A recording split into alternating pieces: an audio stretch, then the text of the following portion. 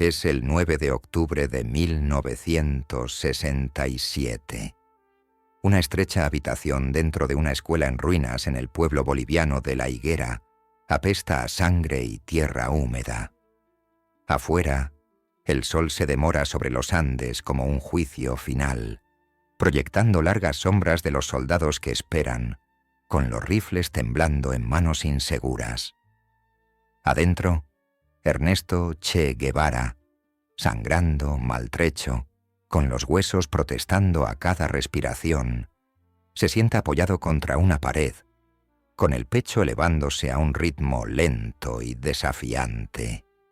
Sabe lo que se avecina, no suplica, no habla de clemencia. En cambio, mientras los pasos se hacen más fuertes, resonando en el concreto como un lento redoble de tambor hacia la horca, fija sus ojos en el hombre enviado a ejecutarlo. «Dispara, cobarde», gruñe con la voz quebrada pero firme. «Solo vas a matar a un hombre». ¿Qué clase de hombre afronta la muerte así, no con temor, sino con repugnancia ante su incapacidad para silenciarlo? Su cuerpo caería minutos después, acribillado a balazos, pero su nombre se negaría a morir. Pero el hombre al que mataron aquel día en Bolivia no era simplemente el rebelde armado. No era solo el frío general que una vez firmó sentencias de muerte con un simple trazo de pluma. Ni el Mesías barbudo cuyo rostro más tarde aparecería en millones de camisetas en países que jamás pisó. No, lo que murió aquel día fue algo mucho más esquivo. Un hombre que intentó doblegar la historia con pura fuerza de voluntad. Un hombre que exigió del mundo más de lo que éste podía darle, y lo castigó cuando no lo hizo. Un hombre criado no en la miseria, sino en el intelecto.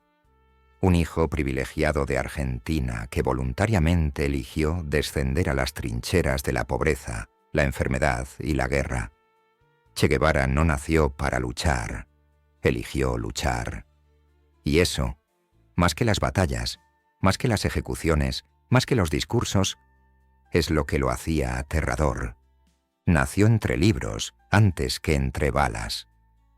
Ernesto Guevara de la Serna llegó al mundo el 14 de junio de 1928 en Rosario, Argentina, en un hogar no cubierto de harapos, sino de poesía.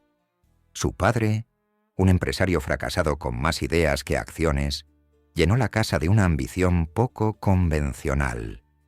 Su madre, una mujer ferozmente independiente, despreciada por su propia familia por su matrimonio rebelde, la convirtió en un santuario para la mente. Su apartamento, decorado más con literatura que con muebles, albergaba miles de volúmenes, Keats, Marx, Kipling, Freud, que el niño devoró antes incluso de aprender a obedecer. Mientras el asma le azotaba los pulmones y lo confinaba a la cama, fue en esos libros donde el joven Ernesto comenzó a respirar la revolución. No podía huir, así que leía. Aun cuando su cuerpo lo traicionaba, se negaba a aceptar la debilidad. Aprendió a nadar, a boxear, a jugar rugby, deportes que castigaban sus pulmones pero agudizaban su determinación. El dolor para él era un crisol y forjó su identidad a través de su llama. Mientras otros niños buscaban el placer, Ernesto buscaba la fortaleza. Pero no era simplemente duro, era metódico, preciso. Donde otros veían pobreza, él veía patrones. Cuando su país se tambaleó bajo la hiperinflación y la explotación extranjera, Ernesto no reaccionó con eslóganes. Él estudió la enfermedad de la desigualdad, la diseccionó con la misma fría habilidad que más tarde emplearía para realizar amputaciones cuando era un joven interno de medicina. El cirujano de cuerpos ya se estaba convirtiendo en el cirujano de naciones. Argentina, en las décadas de 1930 y 1940, era una tierra de contradicciones, uno de los países más ricos del mundo, paralizado por la dependencia de potencias extranjeras, con su riqueza canalizada hacia arriba, mientras millones morían de hambre en las profundidades. Un paraíso envenenado. Estas imágenes se grabaron en la mente de Guevara no como tragedias, sino como prueba de que la injusticia no fue accidental. Fue diseñado Wikisuma y lo que se diseña, razonó, puede desmontarse y reconstruirse. Pero para saber cómo, necesitaba ver más. Necesitaba tocar la podredumbre con sus propias manos. No solo como teórico, sino como testigo. Así que, en 1952, se subió a una motocicleta destartalada con un amigo y emprendió el viaje que lo transformaría, no como turista, sino como peregrino. Su viaje los llevó desde Argentina a través de Chile, Perú, Colombia y Venezuela. Desde las iglesias coloniales en ruinas de Cuzco hasta las calles de Bogotá, asfixiadas por el narcotráfico, desde las ruinas incas en las montañas hasta las chozas de adobe de los esclavos modernos. Y dondequiera que iban, Guevara veía lo mismo: enfermedades sin médicos, trabajo sin dignidad, imperios con máscaras locales. En una leprosería de San Pablo, Perú, donde el hedor a carne podrida hacía vomitar incluso a los hombres más fuertes, Guevara no retrocedió. Nado cruzaba el río para atender él mismo a los pacientes, no por gloria, no por lástima, sino porque creía que el sufrimiento no era sagrado, era solucionable. Si uno tuvo el valor de destruir a sus arquitectos, fue en la parte trasera de autobuses polvorientos, en los susurros de obreros que temían alzar la voz, en el calor de las plantaciones donde ondeaban banderas estadounidenses sobre la caña de azúcar cubana, donde comenzó la transformación de Guevara, no solo de hombre a revolucionario, sino de sanador a guerrero. La medicina podía curar enfermedades, pero no la corrupción. El bisturí podía reparar tejidos, pero no la tiranía. El microscopio revelaba síntomas. Solo la revolución podía erradicar la causa. Para cuando regresó a Argentina para completar su licenciatura en medicina, ya no estudiaba para salvar vidas, estudiaba para desmantelar sistemas. Luego se trasladó a Guatemala, entonces al borde de una profunda convulsión social. Una nación que intentaba, con dificultad, liberarse de la oligarquía mediante una reforma agraria radical. Guevara creía haber encontrado la prueba de que Latinoamérica podía reinventarse. Pero entonces esa prueba fue destruida. En 1954, el golpe de Estado respaldado por la CEA aplastó el experimento democrático guatemalteco en 10 días, reinstaurando el régimen militar y devolviendo las tierras a los accionistas de la United Fruit Company. Guevara vio los tanques, oyó el silencio de la comunidad internacional, y algo en su interior se endureció. No solo ira, ni siquiera rabia, certeza. La certeza de que la negociación era un lenguaje muerto, que el compromiso era la máscara de la cobardía, que la única respuesta a la violencia imperial era la violencia revolucionaria. Y así huyó, con un nuevo nombre, un nuevo rostro y una nueva misión. En México, encontró a los Castro, y por primera vez encontró una revolución por la que podía derramar su sangre. Pero incluso entonces, nadie podía predecir hasta dónde llegaría. Ni siquiera él. El viaje de estudiante a soldado estaba casi completo. Pero el hombre que había mirado a la muerte a los ojos en Bolivia no había nacido en las montañas. Había sido falsificado en los libros, en los pabellones de leprosos, en los golpes de estado de la CINUA, en la lenta muerte de la dignidad a lo largo de un continente. Ahora la historia le entregaría un arma, y Guevara no se inmutaría. El olor a formaldehído aún impregnaba su piel cuando tocó un arma por primera vez. En otra vida, ese olor lo habría seguido por los pasillos de los hospitales y los quirófanos, donde la única guerra que libraría sería contra la enfermedad. Pero esa no era la vida que Che Guevara eligió. En los estériles pasillos de la Universidad de Buenos Aires, donde había diseccionado cadáveres y diagnosticado enfermedades, alguna vez creyó que el cuerpo era sagrado, que podía repararse, rescatarse, preservarse. Sin embargo, lo que vio fuera de las aulas hizo que esa búsqueda le pareciera grotescamente insuficiente. En Latinoamérica, la enfermedad no era una falla celular, sino la naturaleza misma de las naciones. Y él no sería el médico que pedía cortésmente una cura. Se convertiría en quien recetaba fuego. En Guatemala, el Che había visto en qué consistía la reforma, frágil, temporal y condenada al fracaso. El presidente Jacobo Arbenz se había atrevido a desafiar a las corporaciones extranjeras que trataban a la nación como una plantación. Había hablado de justicia, equidad y soberanía, y por eso fue sepultado bajo dólares estadounidenses y botas militares. Mientras los tanques avanzaban y la democracia agonizaba silenciosamente tras un velo de comunicados de prensa, Guevara comprendió algo que pocos observadores occidentales se atrevieron a entender. Las reglas del juego global las establecían quienes ya lo habían ganado, y nadie cedía el poder voluntariamente. Ni los terratenientes, ni los presidentes, ni los imperios. No se debatía la injusticia, se desmantelaba. No se discutía con el imperialismo, se combatía emboscada a él. Cuando cayó el régimen, Guevara no huyó de inmediato. Se quedó arriesgándose a la cárcel, posiblemente a la muerte, organizando la resistencia en las sombras de una ciudad que ahora pertenecía a los opresores. Pero la traición a Guatemala no solo destruyó un gobierno, destruyó su última ilusión, que la revolución podía ser limpia, que el cambio podía ser indoloro, que el bisturí del cirujano era más afilado que el fusil del soldado. Abandonó el país con una herida que jamás cicatrizaría, cargando consigo los restos de un sueño abandonado. Para cuando cruzó a México, ya no buscaba la salvación, sino venganza. Allí, el destino le deparó dos hermanos cuyo fuego igualaba al suyo.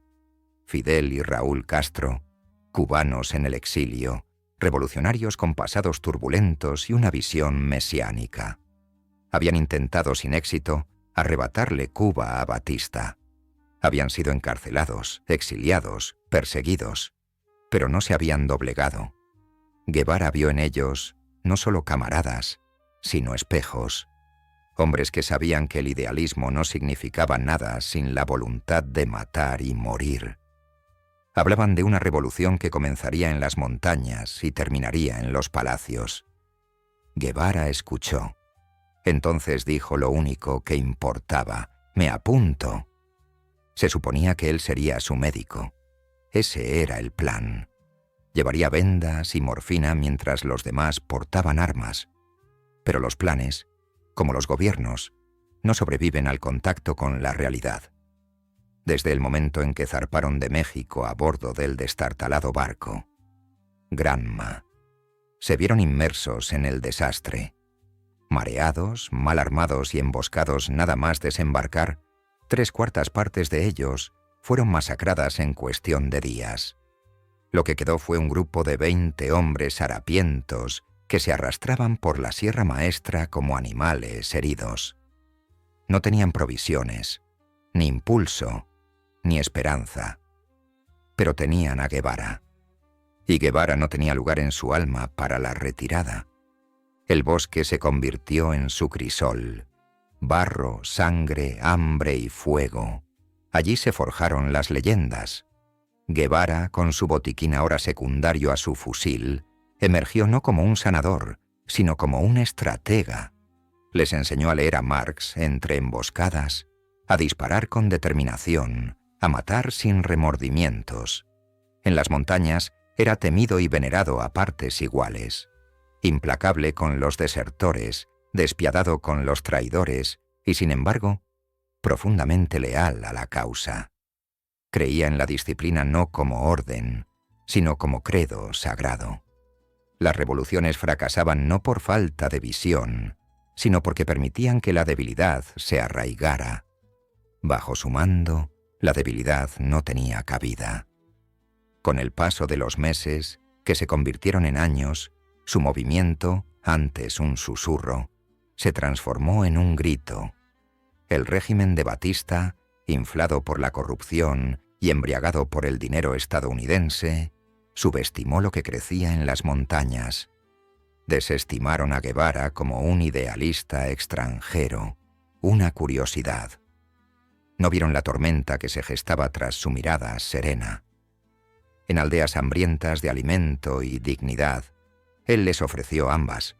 Hablaban no con eslóganes, sino con rabia envuelta en elocuencia. Cuando prometía justicia, no era poético, era personal.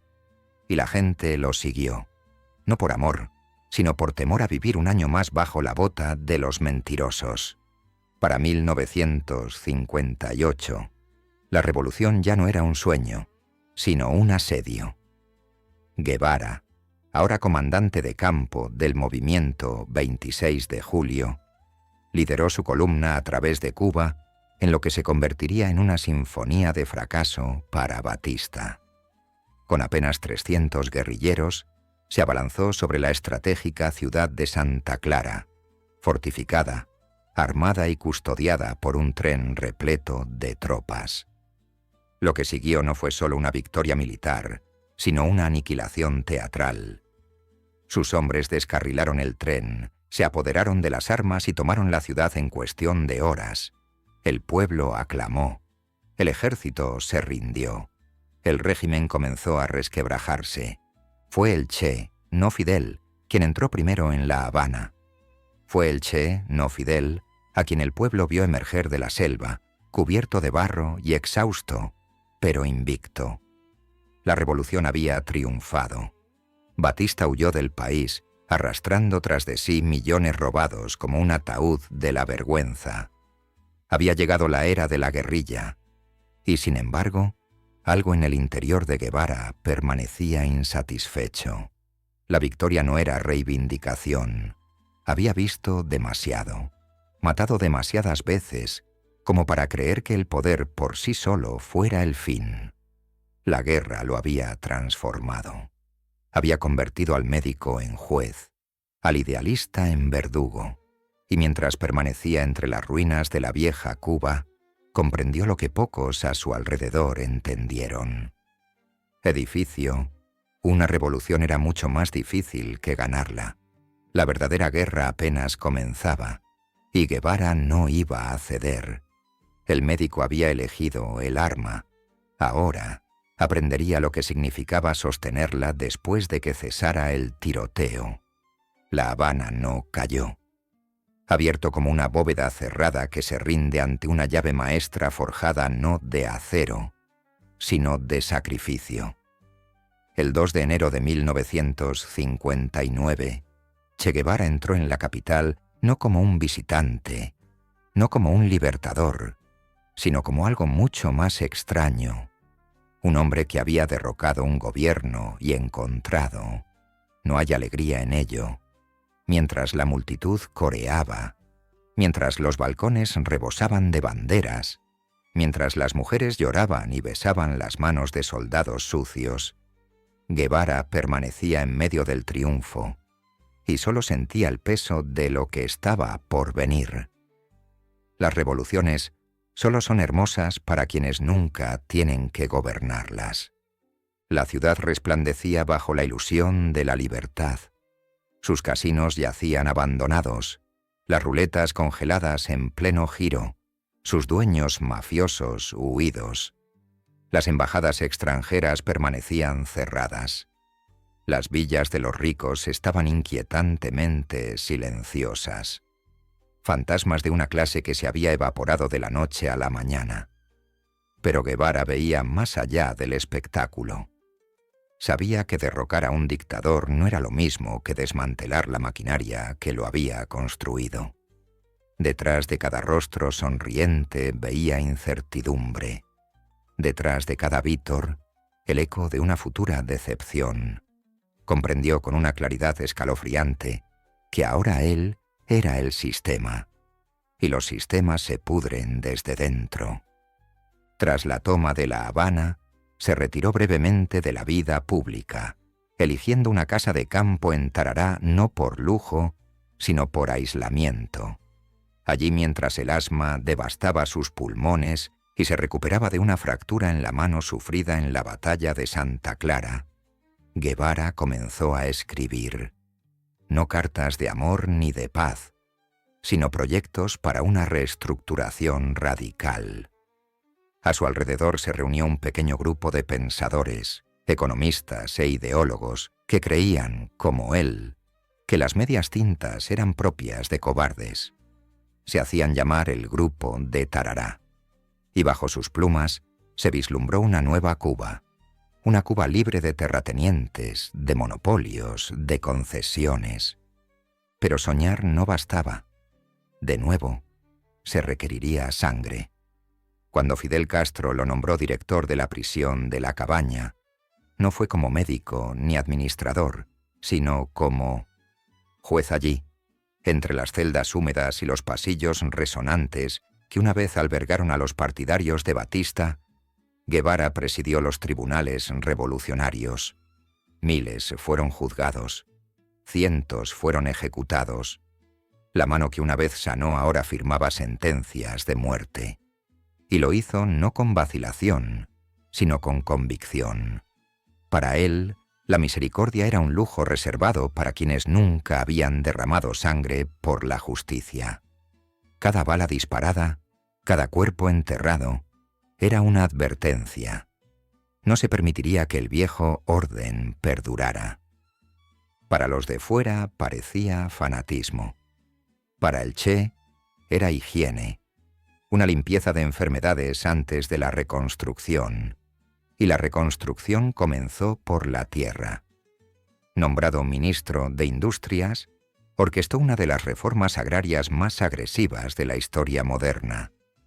Desmanteló latifundios que habían perdurado desde el Imperio Español. Confiscó 500.000 de acres a corporaciones estadounidenses. Para el campesinado, se convirtió en un mito, un fantasma que irrumpió en sus vidas, no como un soldado, sino como un hombre con acciones concretas y justicia en los labios. Pero la justicia, como el fuego, se propaga sin control. A medida que asumía más cargos, presidente del Banco Central, luego ministro de Hacienda, Guevara comenzó a vislumbrar las consecuencias de sus actos. La economía cubana, asfixiada por las sanciones y aislada del mundo capitalista, empezó a resentirse. Aún así, él intensificó sus esfuerzos. Se negó a depender únicamente de la ayuda soviética. Quería un modelo nuevo, una economía moral impulsado no por la codicia, sino por el deber. Habló del hombre nuevo, un ser liberado del ego, inspirado no por el lucro, sino por el propósito, y exigió que Cuba creara este hombre inmediatamente. Las fábricas fueron reconvertidas, las escuelas fueron rediseñadas, el propio dinero fue objeto de burla. Guevara firmaba los nuevos billetes con una sola palabra. Eso fue a la vez una declaración y una profecía. Que los nombres ya no importaban, que la identidad era revolución, que el yo debía disolverse en la causa. El mundo observó, perplejo u horrorizado, cómo Cuba se transformaba en un laboratorio para un nuevo tipo de ciudadano, uno forjado en la disciplina, el sacrificio y el fervor ideológico. Pero el fuego consumió más que la corrupción. Comenzó a consumir la fe. Dentro del partido surgieron fisuras. No todos los revolucionarios estaban dispuestos a convertirse en santos. No todos los campesinos deseaban renunciar a sus propios intereses. Incluso dentro del régimen de Castro, comenzaron a circular rumores de preocupación en torno al nombre del Che. Era incorruptible, sí, pero también era inflexible. Y lo que es peor, no se contentaba con construir una nación. Quería exportar la llama. Y aún así, en medio de todo esto, siguió siendo padre, esposo, un hombre de noches en vela y versos escritos a mano. Aleida, su segunda esposa, le dio 4 hijos. Para ellos no era el león de La Habana, sino un hombre que les leía cuentos antes de dormir y desaparecía durante semanas con la mirada perdida. Había ternura en él, pero vivía tras muros de hierro. Nunca fue del todo hogar, porque para Guevara el hogar era un campo de batalla a la espera de nacer. Había ascendido al trono, pero no se sentó en él.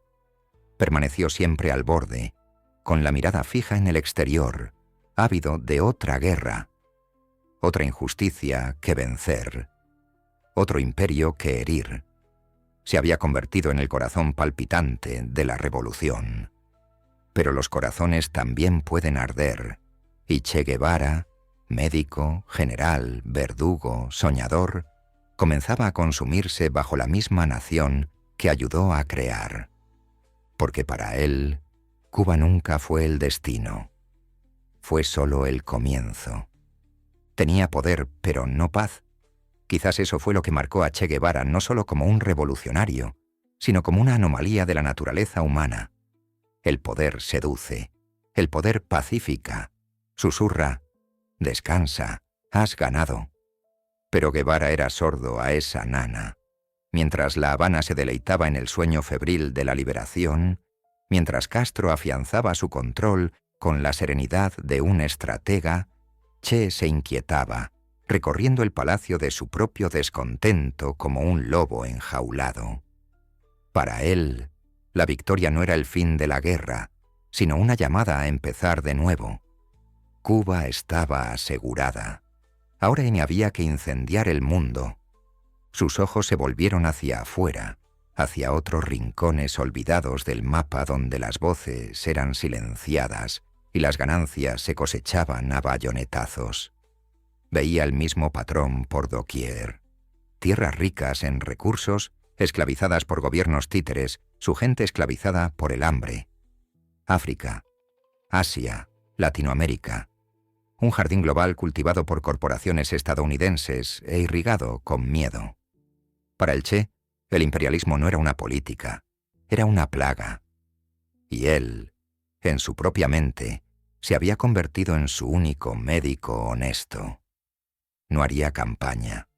No presentaría peticiones .caza. Pero antes, lanzaría una advertencia al mundo.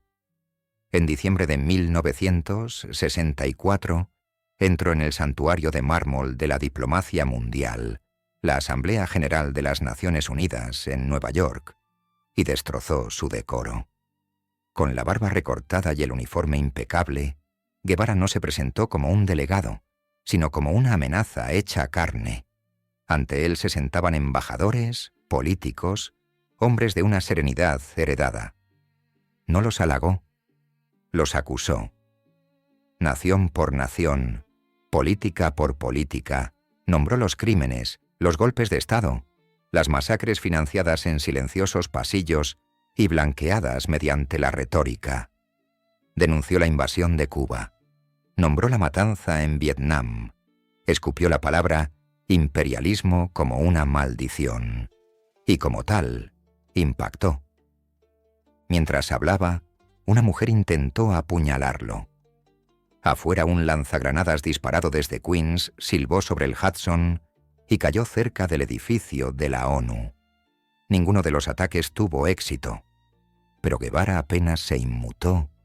¿Qué eran esos gestos comparados con lo que había visto? Había sobrevivido a la sangre, la lepra y la traición. Ni cuchillas de papel ni bombas lejanas podían detenerlo ahora. Abandonó la asamblea no como un político, sino como un profeta de la revolución. Y no regresó a La Habana, no del todo, porque parte de él ya la había dejado atrás. Desapareció, silenciosamente, sin aspavientos, sin explicaciones. Había enviado sus últimas cartas, se había despedido, a Aleida, a Fidel, a Cuba. En un comunicado privado escribió: «Otras naciones del mundo solicitan mis modestos esfuerzos. Desde aquí no puedo hacer nada por ustedes». No se mencionó ningún país, no se reveló ningún destino. Solo una cosa estaba clara: el fuego que había encendido en Cuba ya no era suficiente. Necesitaba nueva leña para el avivamiento y nuevos enemigos. África se convirtió en su siguiente campo de batalla. En el Congo, una nación cuyas venas palpitaban con diamantes, uranio y cicatrices coloniales, buscó dar a luz a otra revolución. Era 1965. El mundo aún no se había recuperado del asesinato de Patrice Lumumba, el primer ministro electo del Congo, derrocado y ejecutado con clara influencia occidental. Guevara admiraba a Lumumba, no por su poder, sino por su negativa a doblegarse. En la brutal selva congoleña, el Che intentó resucitar esa rebeldía. Pero la tierra no apagó su fuego.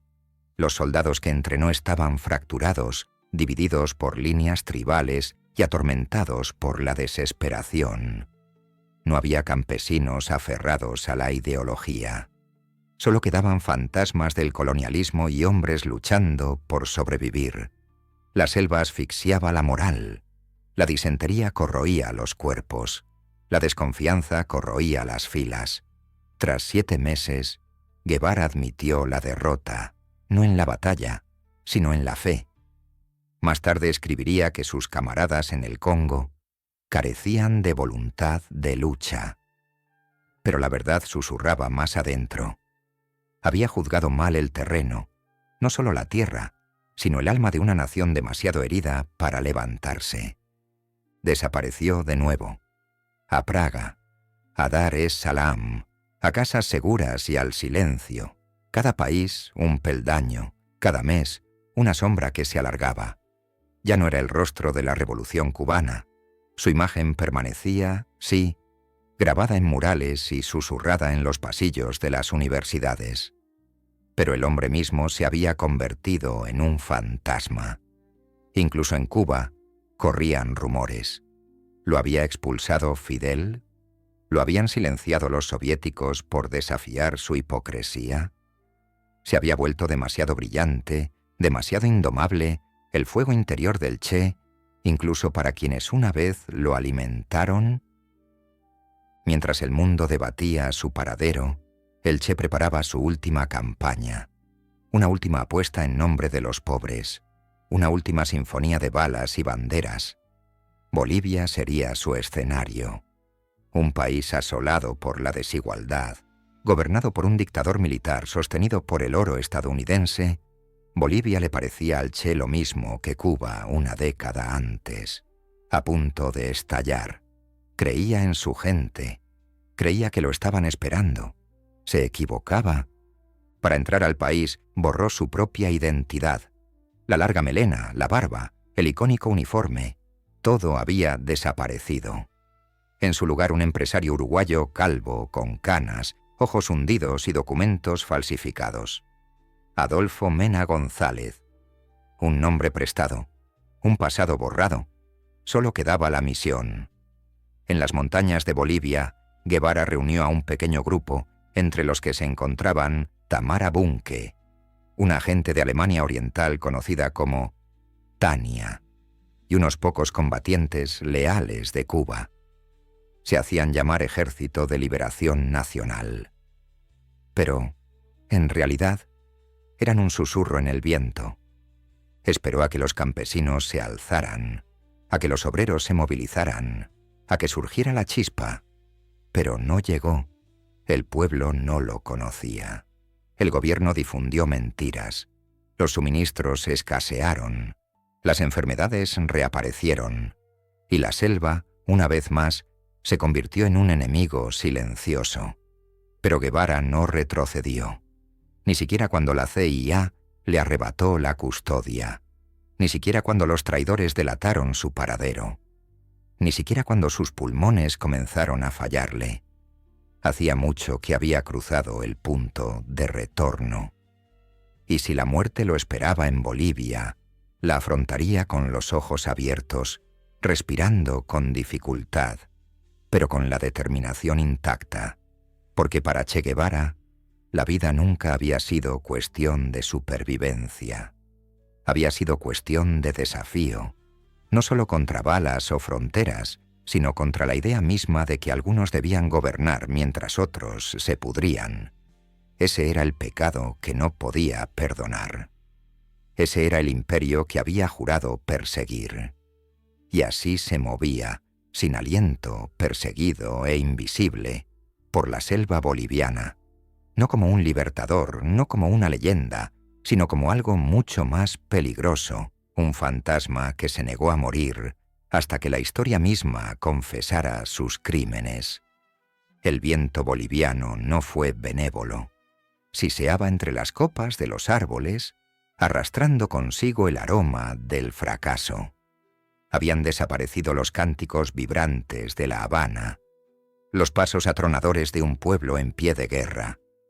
Aquí, en las colinas y barrancos del sur de Bolivia, solo había tierra húmeda, una moral desmoronada y la implacable erosión del tiempo. Guevara había llegado esperando un estruendo. Solo encontró silencio. Las montañas que creía que albergarían una nueva rebelión se convirtieron en su cementerio de ilusiones. Pero no se rendiría, ni ahora ni nunca. Porque el hombre que una vez lideró la revolución de una nación, ahora era luchando por la revolución de un último aliento. Había cambiado el trono de un gobierno por una cama en la selva. Por las noches, escribía a la luz de las velas, y su diario se llenaba con el lento desmoronamiento de una campaña condenada al fracaso antes de empezar. Describía el hambre con precisión quirúrgica.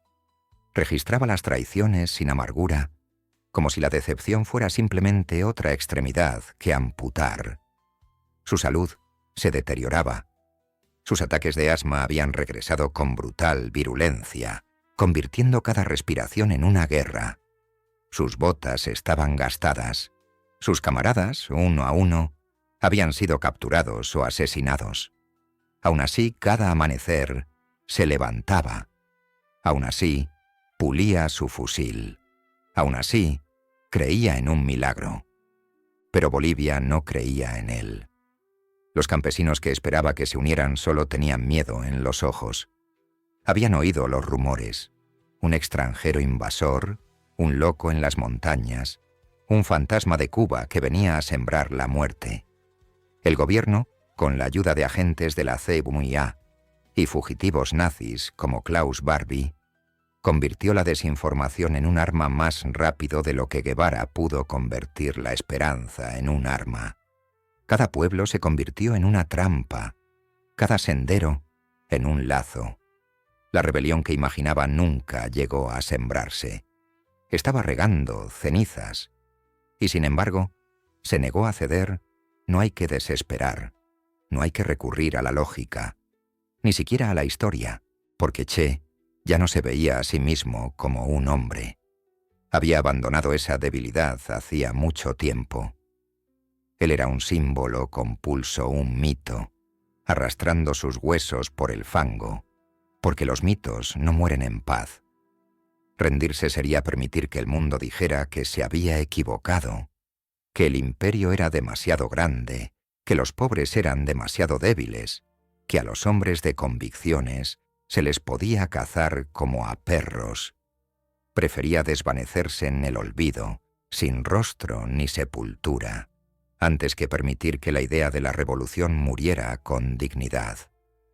La campaña boliviana se convirtió en una crucifixión a cámara lenta.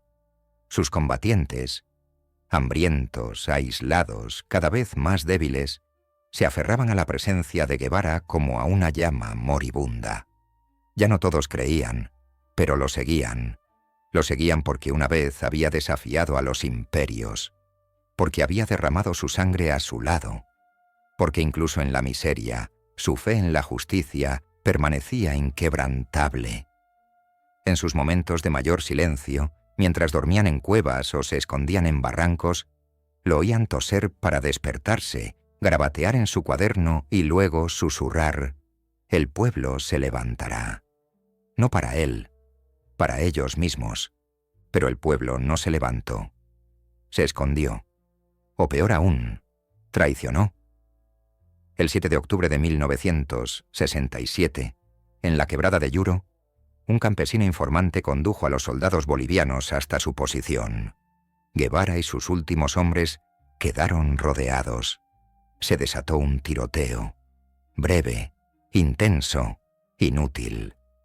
Guevara recibió un disparo en la pierna, su fusil quedó destruido y su cuerpo se desplomó sobre el polvo húmedo.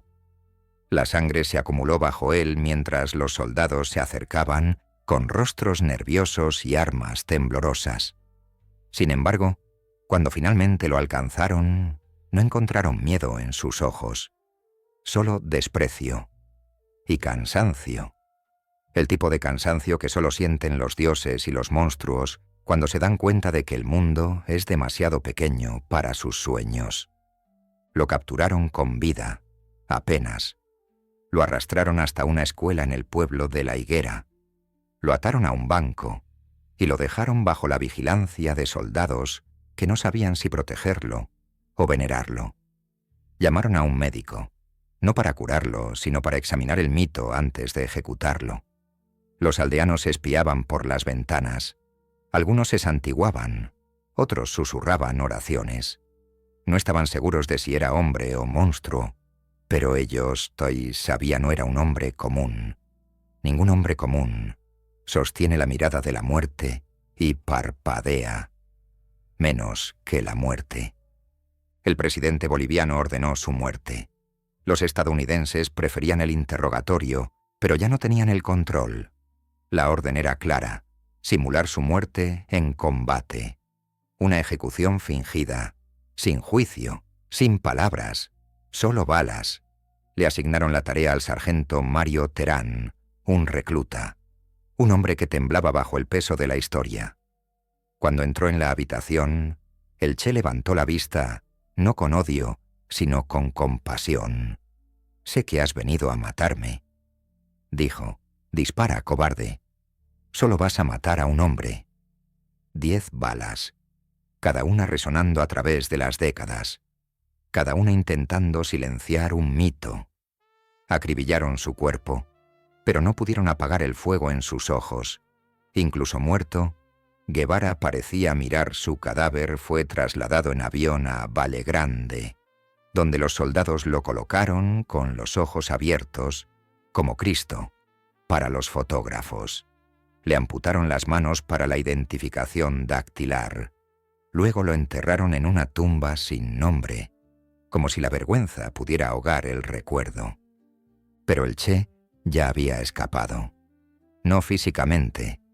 Su cuerpo se pudrió como todos los demás.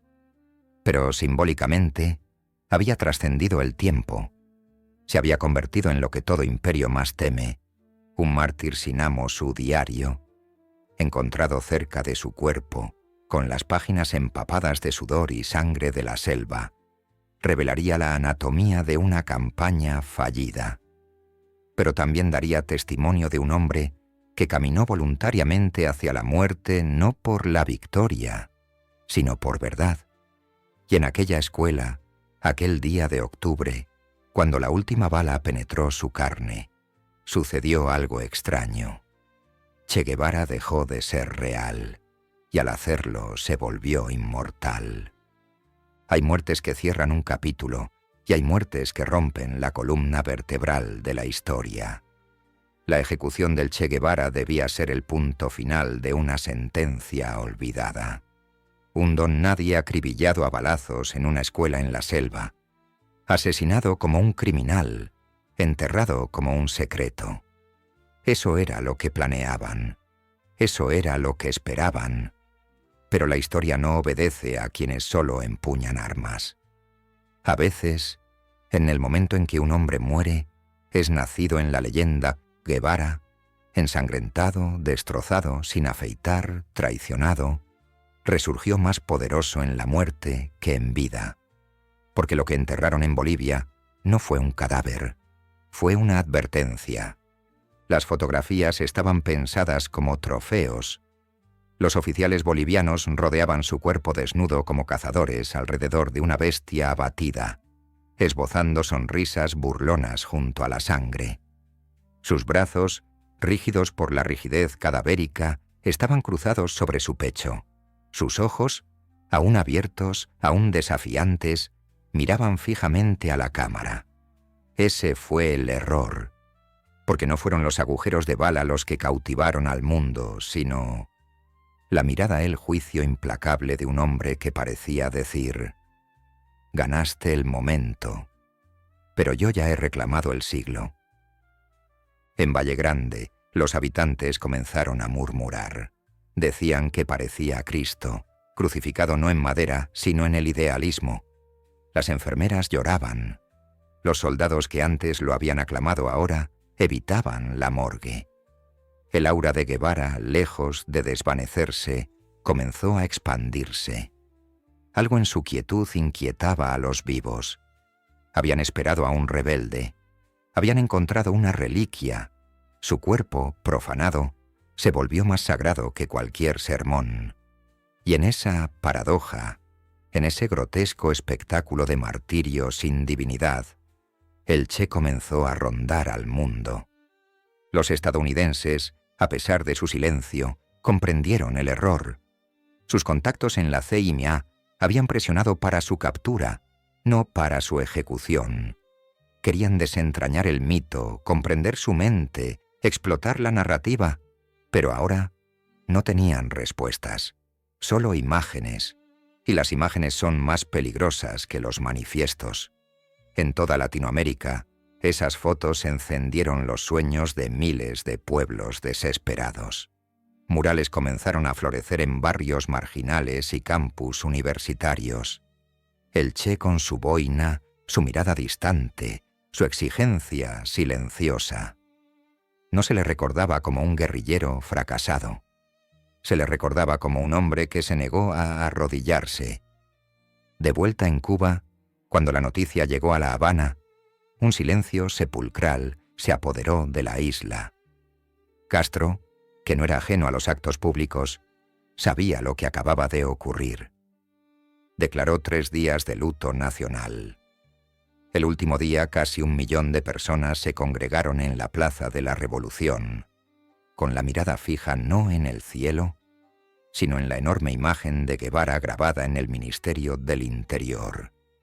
No hubo consignas, solo las palabras que el Che había escrito mucho antes de su muerte. Hasta la victoria siempre. Y entonces llegó la transformación, de hombre a icono, a mercancía. La ironía habría enfurecido a Guevara de haberla presenciado. El enemigo más acérrimo del consumismo capitalista se convirtió en su símbolo más comercializable. Su rostro, capturado en una sola fotografía de Alberto Korda, se convirtió en una moneda global, estampado en camisetas, banderas, carteles, botellas de cerveza e incluso ropa interior. Su imagen, destinada a inspirar rebelión, se convirtió en una declaración de moda, un fantasma convertido en marca para el lucro. El capitalismo había logrado lo que las balas no pudieron, afirmó él. O eso creía.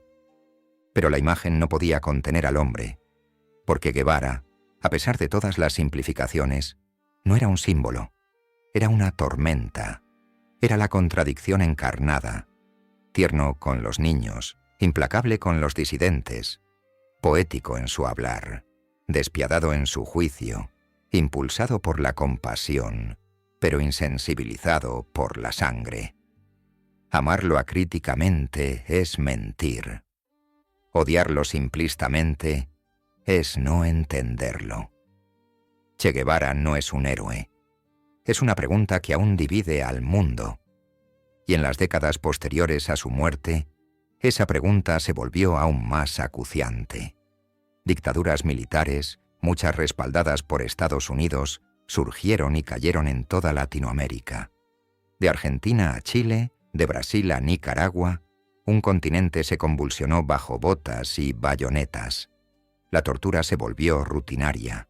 La disidencia, traición. Generaciones enteras desaparecieron. En esos oscuros capítulos, la sombra de Guevara regresó, no como la de un salvador, sino como la de una acusación. Mataste al hombre. ¿Pero qué has hecho con la verdad que portaba? Incluso en su Argentina natal, ahora gobernada por generales y atormentada por los desaparecidos, su nombre se convirtió en tabú. Pero nunca desapareció. Se susurraba en las celdas, se escribía en las puertas de los baños, se tatuaba en la piel. Estaba en todas partes y en ninguna. Un mártir sin tumba, un mito palpitante, el cadáver inmortal. Pasaron 30 años antes de que lo volvieran a encontrar. En 1997 se descubrió un esqueleto en una tumba sin nombre cerca de Valle Grande. Le faltaban las manos. Las heridas de bala coincidían. El ADN lo confirmó. El cuerpo del Che Guevara había sido hallado. Pero para entonces ya daba igual, porque su cuerpo ya no le servía. Sus restos fueron repatriados a Cuba y sepultados en Santa Clara, la ciudad que una vez conquistó en una batalla que cambió el rumbo de la nación. Allí, bajo una estatua de bronce de 6,5 metros, le dieron sepultura con todos los honores. La revolución, ahora atenuada por el tiempo, finalmente dio descanso a su hijo más incansable. Pero incluso mientras la tierra lo cubría, la mirada de la estatua parecía mirar más allá de la multitud, más allá de Cuba, hacia un mundo que aún se desmorona, aún injusto, aún sangrante. Y así, Che Guevara logró lo que pocos revolucionarios consiguen. Murió y se convirtió en inevitable no porque sus sueños se hicieran realidad, sino porque él se negó a dejarlos morir en silencio.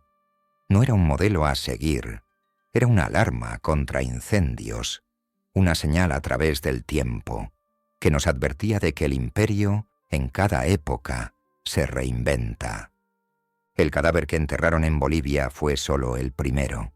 El verdadero Che, el fantasma que cuestionaba la obediencia, la presencia que incomodaba la comodidad, todavía camina entre nosotros. En cada protesta, en cada levantamiento, en cada clamor de dignidad que no recibe respuesta, él observa. Y él espera.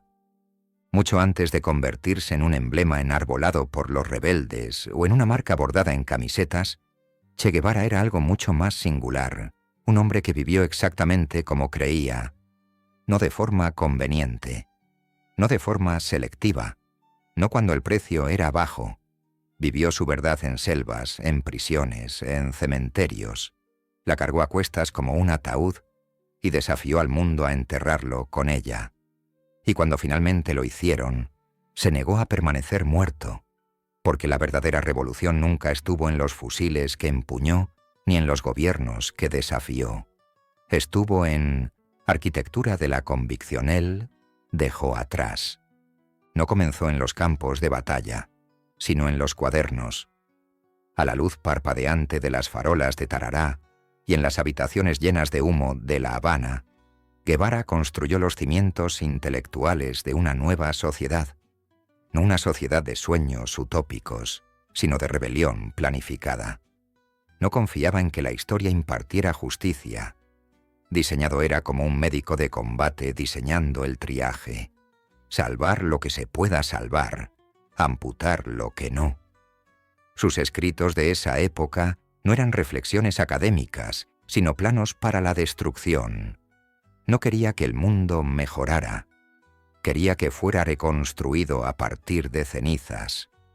Su manual fundamental, Guerra de Guerrillas, su obra, publicada en 1961, fue más que un manual de insurgencia.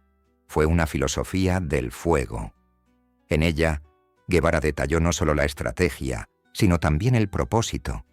Insistió en que las revoluciones deben comenzar con un centro moral, un enemigo declarado, una injusticia manifiesta y un pueblo cuya dignidad había sido sofocada durante tanto tiempo que finalmente estalló.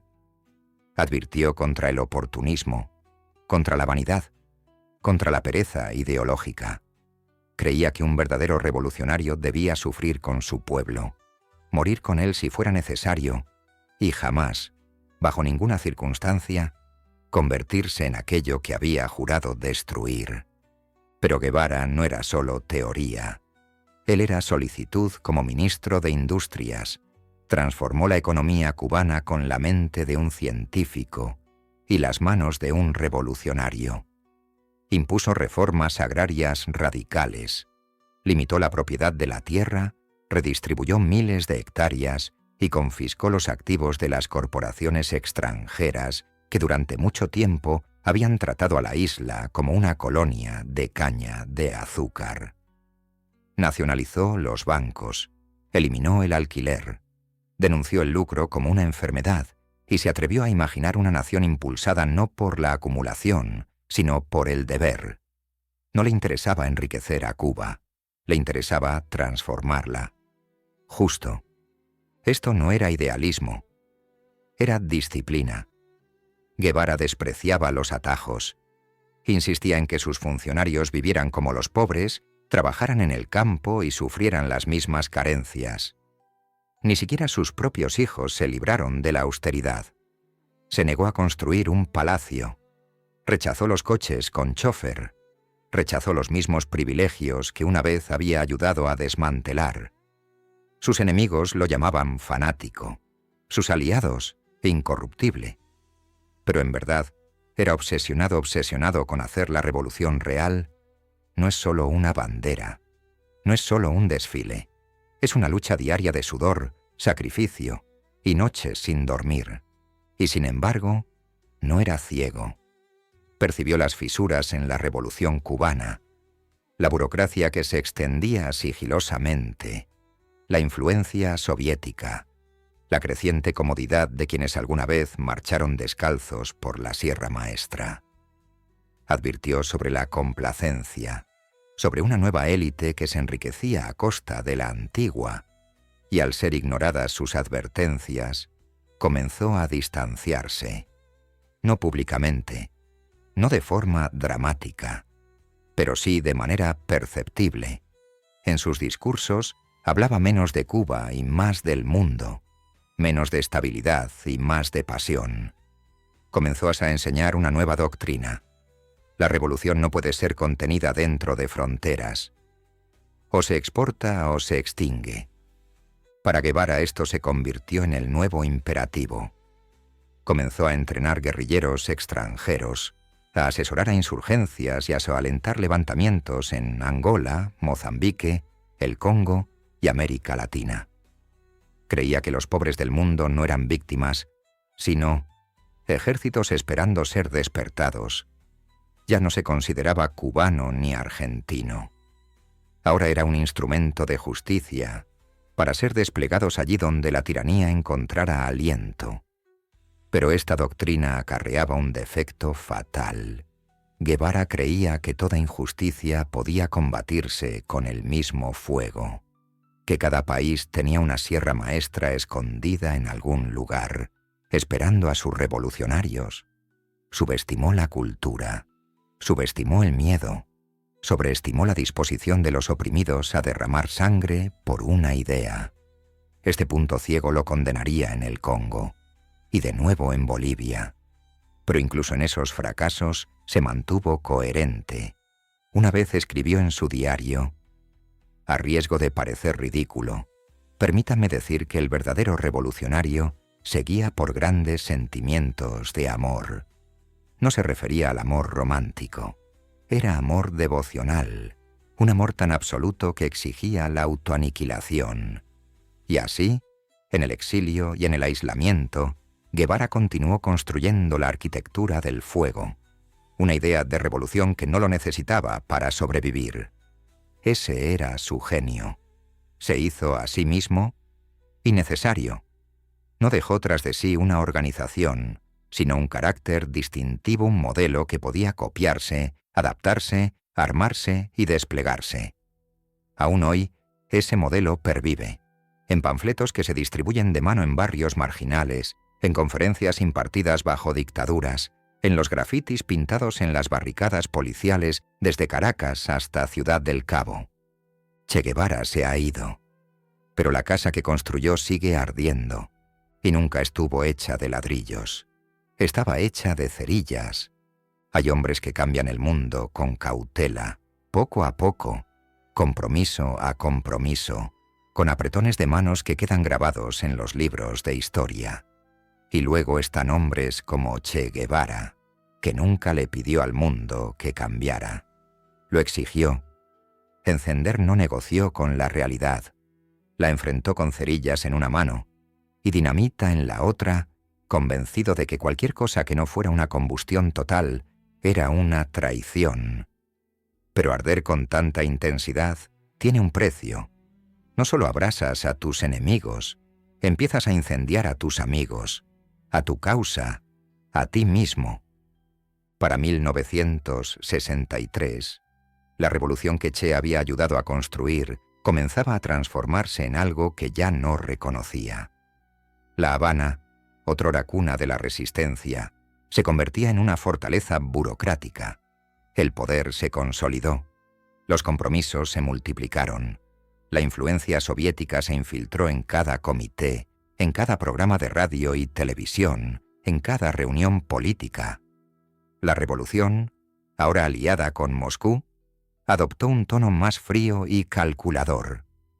Y Guevara, inquieto, radical, fanáticamente íntegro, era de repente un extranjero en la misma tierra que había liberado. Se sentía asfixiado bajo el peso de la política de supervivencia. Mientras Fidel Castro jugaba la delicada danza de la diplomacia de la Guerra Fría, equilibrando la agresión estadounidense con el apoyo soviético, el Che no quería saber nada de eso. No quería la distensión, quería la escalada, una guerra sin fin contra el imperio de la explotación.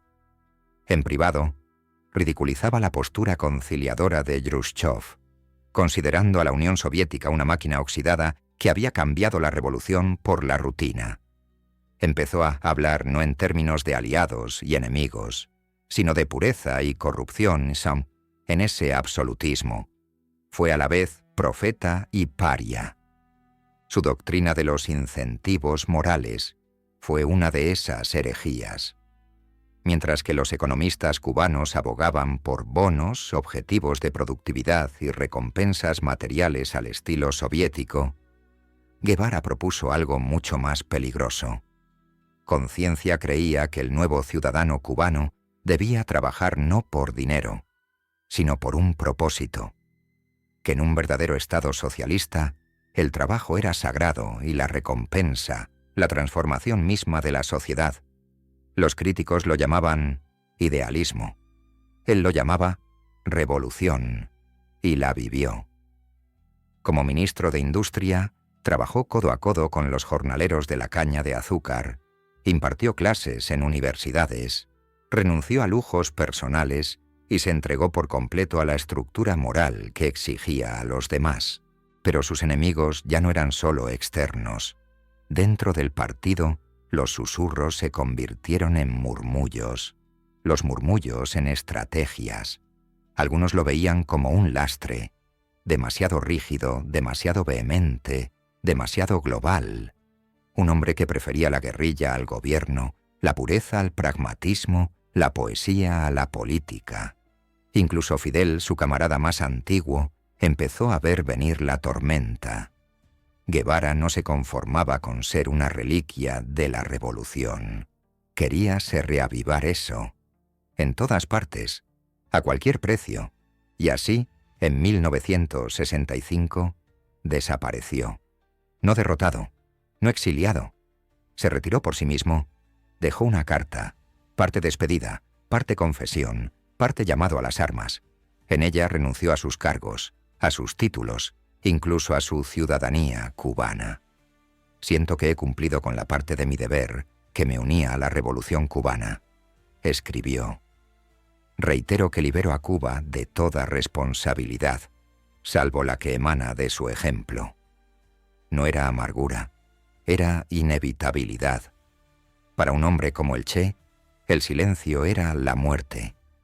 Necesitaba movimiento, necesitaba el fin del mundo y el fragor de las batallas inconclusas. Pero incluso mientras se deslizaba por los continentes, de Moscú a Argel, de Praga a Dar es Salaam, sus límites comenzaron a desdibujarse. Ya no era el comandante implacable de la Sierra Maestra. Era un fantasma que vagaba por los pasillos de revoluciones fracturadas. En el Congo, intentó resucitar el sueño, solo para encontrar apatía, división y enfermedad. Sus diarios de aquella época están impregnados no de rabia, sino de tristeza. Escribió sobre soldados indisciplinados, ideología incoherente, una profunda sensación de futilidad. Por primera vez, Guevara se topó con algo contra lo que no podía luchar: desilusión. Y aún así, no se detuvo. Siguió adelante con la llama, herido sí, pero sin doblegarse. Porque para Che, el fracaso no era una deshonra. Abandonar la lucha fue. Prefería morir en un valle olvidado que vivir como un símbolo desprovisto de sustancia. Y eso fue precisamente lo que hizo. En Bolivia, en el capítulo final de su mito, marchó no hacia la victoria, sino hacia consistencia, hacia ser lo que exigía de los demás.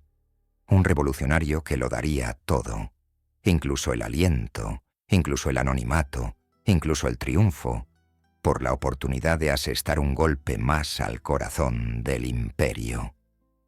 Sabía que la campaña probablemente fracasaría. Sabía que el terreno era hostil, la población impasible, la CIA vigilando.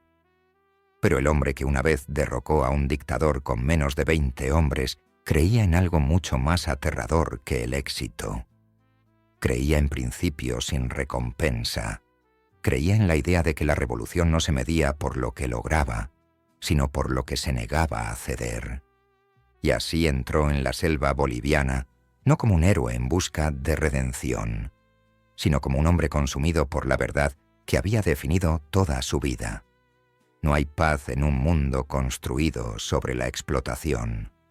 Sabía que no podía salvarlo, pero podía recordarle su vergüenza, una última vez, una última marcha, una última rebelión incandescente. Guevara no se quemó. El quemado a través de naciones, a través de alianzas, a través de ilusiones, hasta que lo único que quedó fue la llama. El hombre que brilló con demasiada intensidad no pereció por la traición ni por las balas, pereció por ser reacio a atenuar.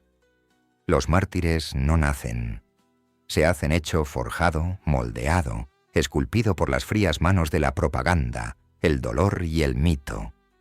Pero en el caso del Che Guevara, la maquinaria no necesitó fabricar un mártir del silencio. Tuvo que domar su voz resuena a través de la historia. Porque Guevara, a diferencia de tantos otros que son santificados tras su muerte, no fue una víctima pasiva de la crueldad. Eligió la bala. Él caminó hacia su propia aniquilación. No imploró clemencia. Exigió la ejecución. Y al hacerlo, le dio al mundo lo que no podía fabricar. Un hombre que sabía perfectamente lo que significaría su muerte y que murió de todos modos. El régimen boliviano esperaba que su última imagen lo borrara del mapa. Un cadáver acribillado a balazos, atado, escondido, diseccionado y olvidado. Pero su plan fracasó antes incluso de que la primera fotografía saliera de la habitación. Porque cuando la cámara capturó al Che tendido, frío, sobre una losa de hormigón, con los ojos desafiantes abiertos, el pelo enmarañado y el pecho descubierto como en una crucifixión secular, no mataron a ningún hombre. Ellos resucitó un símbolo. Su cuerpo no transmitía derrota, transmitía desafío más allá de la muerte.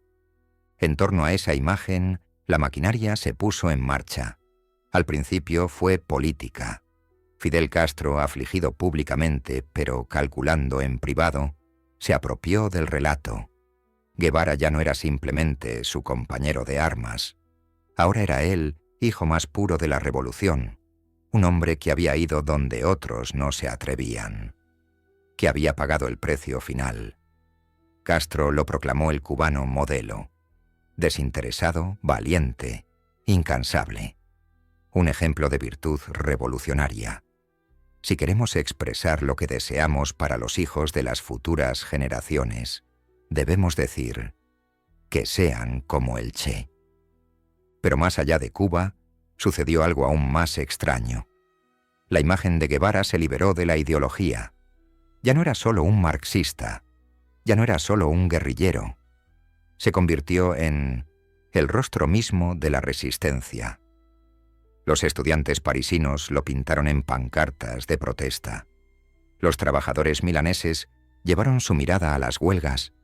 Los activistas por los derechos civiles en Chicago citaron sus discursos. Fue adoptado por quienes nunca habían leído La Capital, que nunca habían empuñado un rifle, que nunca habían sabido lo que significaba toser sangre entre las hojas por la noche mientras se escondían de los helicópteros. Y sin embargo, comprendido él, no como política, no como programa, sino como una pregunta. ¿Qué estás dispuesto a perder para seguir siendo humano en un mundo construido sobre la crueldad? La maquinaria del martirio rara vez es amable con sus víctimas. Simplifica, destruye, convierte al hombre en una máscara. Y Guevara, tan complejo en vida, tan contradictorio, tan frío y cálido a la vez, fue aplastado por esta maquinaria. El póster, el icono, la imagen, sus defectos borrados, sus matices enterrados. Se convirtió menos en un hombre y más en un espejo en el que otros podían reflejar sus propias luchas, sus propias rebeldías, su propia desesperación romántica. Fue una transformación que habría detestado, porque Che no quería ser adorado él, quería ser imitado no con palabras, sino con sacrificio. Quería que los hambrientos se alzaran, que los oprimidos lucharan, que los cobardes abandonaran la comodidad. Sin embargo, la maquinaria que lo adoptó no estaba hecha para tales cosas. Estaba hecha para símbolos, por los eslóganes, por las instalaciones artísticas, los murales y los relojes de pulsera con la marca Che, que se vendían en los centros comerciales. Habría quemado todo a cenizas con gusto. Y sin embargo existía otra cara de la maquinaria, la cara oscura, el contrapeso, porque mientras algunos lo santificaban, otros vilipendiado, lo criticaron con igual fervor. Para ellos, no era un santo, sino un asesino. Un hombre cuyos tribunales revolucionarios firmaron cientos de sentencias de muerte. Un fanático que desdeñaba la democracia liberal como una ilusión burguesa, que creía que la violencia no solo era una necesidad, sino una virtud en Miami y Madrid, en Washington y Buenos Aires. Su nombre se convirtió en sinónimo de terror, no de libertad. Lo retrataron no como un libertador, sino como un fanático que murió intentando difundir un evangelio de sangre. Ambas versiones eran ciertas, y ambas eran falsas, porque Guevara no era ni el monstruo que describían sus enemigos, ni el santo que imaginaban sus seguidores. Era un hombre que creía fanáticamente, absolutamente, peligrosamente, y en un mundo tan moralmente comprometido como aquel contra el que luchaba, esa creencia, incontaminada por el cinismo, intacta por la apatía, era aterradora. Y sin embargo, ni siquiera sus enemigos pudieron ignorar él. Esa era la genialidad y el horror del Che. Obligaba incluso a los acomodados a responder. Él obligó al mundo a elegir complicidad o resistencia, silencio o sacrificio, sumisión o confrontación. Y por eso, ya sea que maldijeran su nombre o lo alabaran, el mundo recordado. La maquinaria de los mártires no se detiene. Sigue girando mucho después de que la sangre se haya secado. mucho después de que los huesos se hayan convertido en polvo. Y mientras los años pasaban, mientras los regímenes se alzaban y caían, mientras el comunismo se derrumbaba en Europa del Este y el neoliberalismo extendía sus relucientes cadenas por todo el mundo, Che Guevara permaneció, una grieta en el espejo, un recordatorio de que bajo toda civilización refinada yace el grito de los explotados. No vivió para ver el mundo con el que soñaba. Quizás nunca creyó realmente que pudiera existir, pero él actuó como si pudiera, y al hacerlo, impuso un peso sobre la conciencia de la historia que nunca se ha disipado por completo.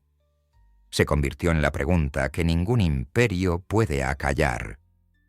¿Y si lucháramos con más ahínco? ¿Y si nos sacrificáramos más? ¿Y si nos atreviéramos a vivir sin miedo? Esa es la maquinaria de los mártires. No te hace sentir cómodo, te hace sentir responsable. El tiempo es el verdugo de todos los hombres. Los reyes caen en el olvido. Los generales se convierten en estadísticas. Incluso las revoluciones, otrora canonizadas en fuego y sangre, se transforman en capítulos de libros de texto que nadie se molesta en leer. Pero algunos nombres no desaparecen, perduran no porque tuvieran éxito, no porque gobernaran, sino porque se negó a morir en silencio. Che Guevara fue uno de esos nombres. No pasó a la historia, se convirtió en obsesionante. No se trata de una reliquia enterrada en el siglo XX, sino de una pregunta que sigue surgiendo, más fuerte, más urgente, más acusadora, con cada nueva injusticia que se atreve a llamarse normal. El mundo creyó poder seguir adelante. Tras su muerte en Bolivia, después de que la Guerra Fría diera paso a una globalización impulsada por el afán de lucro, después de que el socialismo fuera tachado de reliquia y la revolución reducida a hashtags, el mundo moderno se felicitó a sí mismo y declaró finalizada la era de Guevaras, pero lo malinterpretaron por completo. Él nunca luchó por titulares ni por protagonismo. Él luchó por principios sin caducidad, y esos principios, dignidad, sacrificio, confrontación, no se desvanecen, fermentan. En 1968, apenas un año después de su muerte, París estalló. Los estudiantes llenaron las calles, coreando su nombre y ondeando su imagen. No necesitaban entender la política cubana. Entendían desafío en Ciudad de México. Los manifestantes sangraban bajo los fusiles de su propio gobierno, mientras el fantasma de Guevara los observaba desde pancartas hechas a mano. En Vietnam, sus palabras eran susurradas por quienes yacían sepultados bajo el napalm. En Sudáfrica, bajo la bota de hierro del apartheid, los discursos del Che circulaban entre los prisioneros de Robben Island como escrituras de contrabando. Se había convertido en algo más que un revolucionario. Se había convertido en código, una forma abreviada de expresar rebeldía en cualquier idioma. Su rostro, a media luz, con la mirada perdida más allá del presente. Ya no era el Che, el hombre. Era el Che, la exigencia. ¿Cuánto tiempo más vas a vivir de rodillas? Y sin embargo, con cada eco, surgió un intento de silenciarlo. Los gobiernos prohibieron sus libros. Las corporaciones ridiculizaron su legado incluso mientras lo comercializaban. Los expertos lo tacharon de fracaso, de reliquia, de ejemplo de lo que no se debe hacer. Construyeron museos en torno a su imagen y luego cerraron las puertas para evitar que el fuego se propagara. Pero el eco no necesitaba permiso, no necesitaba aprobación, solo necesitaba oídos dispuestos a escuchar. Porque el mundo sobre el que Che nos advirtió, el mundo construido sobre el sufrimiento silencioso y las ganancias desorbitadas, no desapareció.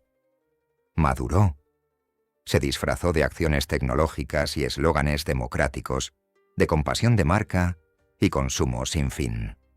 Ya no necesitaba tanques, tenía algoritmos y aún así, ese eco persistía, atravesando pantallas, canciones y discursos como una hoja que se negaba a oxidarse. Y en Cuba, la contradicción se profundizó. La nación que ayudó a forjar se convirtió a la vez en santuario y prisión. Sus estatuas se multiplicaron, mientras que la disidencia era sofocada. Sus citas adornaban escuelas que inculcaban la obediencia. Fue celebrado, pero selectivamente. Las verdades incómodas, las ejecuciones, el dogmatismo, los estándares imposibles, fueron suavizadas, diluidas, reemplazadas por un mito aceptable. El verdadero Guevara, impredecible y aterrador, quedó sepultado bajo bronce y mármol. ¿Pero Ecoeso vivía en otra parte? En los hambrientos, los traicionados, los invisibles. Se puede rastrear en cada movimiento que se atrevió a decir la verdad al poder, en los zapatistas de Chiapas, que usaban máscaras no para esconderse, sino para recuperar el anonimato como arma. En la primavera árabe, donde el fuego se propagó más rápido de lo que las balas podían extinguirlo. En Chile, donde los estudiantes llenaron las calles gritando contra la privatización con el Che en sus banderas. En Palestina, en Ferguson, en Manila, en Nairobi, en París. Los detalles cambiaron, pero la esencia era la misma. Ritmo permaneció. Ese ritmo era el del Che. Ese ritmo era el negativo a guardar silencio. Pero los ecos no son puros, se distorsionan, se reinterpretan. Che Guevara ha sido invocado por pacifistas y militantes, socialistas y capitalistas, anarquistas y tiranos. Ha sido utilizado como inspiración e insulto. Algunos portan su imagen sin comprenderla. Otros la queman sin molestarse en leer una sola palabra que escribió. Y quizás eso también sea parte del eco, fuerza, la confrontación. Nadie es neutral ante esa mirada. Debes decidir quién eres tú en relación con ello, porque en definitiva, Che Guevara nunca le pidió al mundo que recordar él. Nos exigía que nos examináramos a nosotros mismos. No ofrecía respuestas, desmontaba las excusas. Cada cita, cada discurso, cada acto de rebeldía era un desafío. ¿De verdad crees que esto es aceptable? ¿De verdad crees que esto es todo lo que te mereces? ¿Tienes el valor de perderlo todo por la libertad de otra persona? Por eso el eco nunca cesa. Porque esas preguntas no han sido respondidas, han sido postergadas, disfrazadas, ahogadas por la comodidad y el miedo. Pero aún persisten. Allá latiente en los corazones de quienes duermen bajo los puentes, susurrada en los pasillos de los trabajadores no remunerados, gritada a la cara de los antidisturbios. No llevan uniforme, no recitan doctrina, pero llevan consigo la eco, sin embargo. Y si escuchas con atención, si te atreves a quedarte quieto en un mundo que te suplica que sigas desplazándote, que sigas comprando, que sigas olvidando, tú también lo oirás. Una voz que no proviene del pasado, sino del filo ardiente del presente. Una voz que dice: no me he ido, no he terminado, y tú tampoco.